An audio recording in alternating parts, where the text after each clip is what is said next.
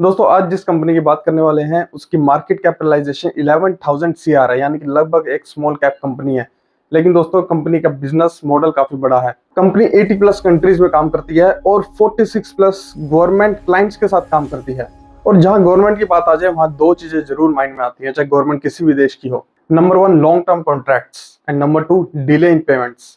तो इस वीडियो में सारी बातें करेंगे डिटेल में। और जिस कंपनी की मैं बात कर रहा हूँ उसका नाम है BLS इंटरनेशनल। दोस्तों आपको वीजा अप्लाई करना है या फिर पासपोर्ट प्रोसेस करवाना है और या फिर कोई डॉक्यूमेंट्स प्रोसेस करवाने हैं, आपके माइंड में सबसे पहले यही आएगा कि आपको इसके लिए किसी गवर्नमेंट ऑफिस में जाना होगा।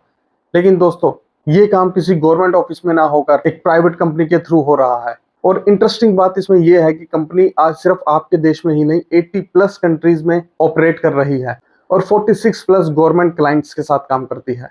यही कंपनी का कोर बिजनेस है। लेकिन BLS इंटरनेशनल की स्टोरी सिर्फ वीजा प्रोसेसिंग या डॉक्यूमेंट्स वेरिफिकेशन तक ही लिमिटेड नहीं है।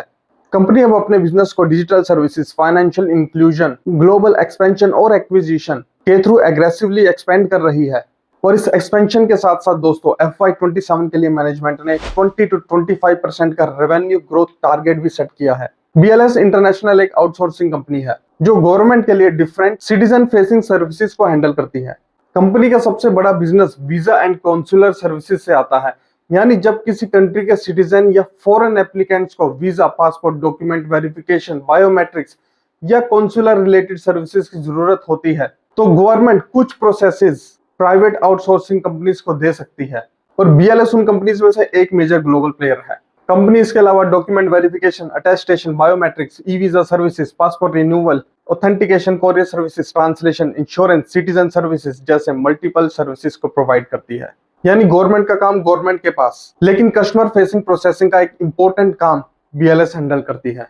दोस्तों 2024 में ग्लोबल वीजा आउटसोर्सिंग मार्केट में US को एक्सक्लूड करने पर BLS का अप्रोक्सीमेटली 17% मार्केट शेयर था। तो 17% मार्केट शेयर के साथ दोस्तों BLS इंटरनेशनल ऑलरेडी एक सिग्निफिकेंट प्लेयर है।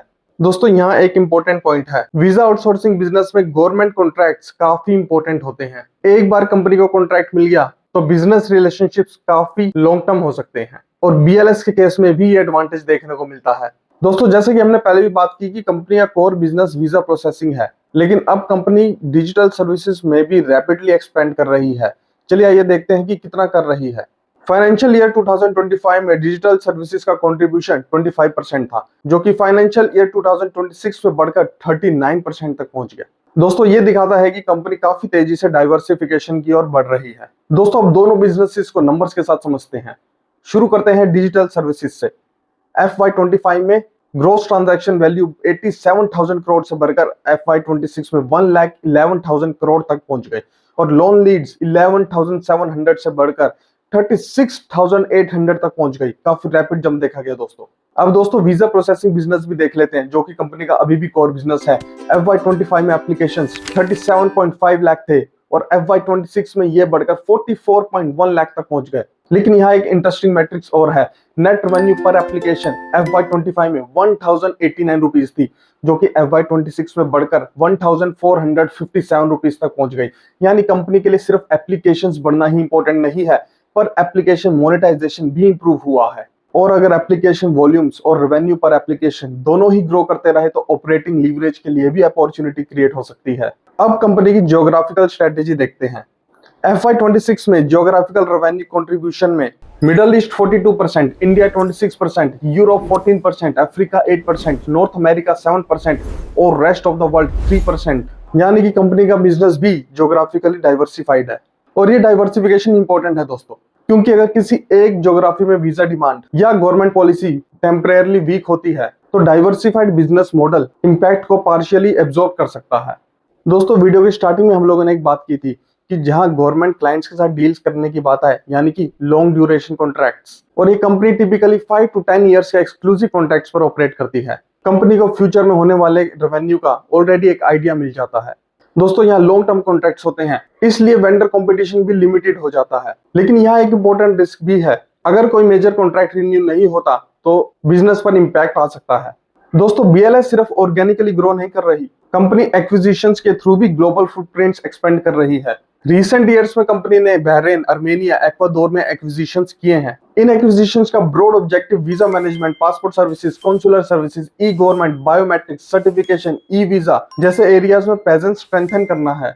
यानी स्ट्रेटेजी रिलेटिवली क्लियर है।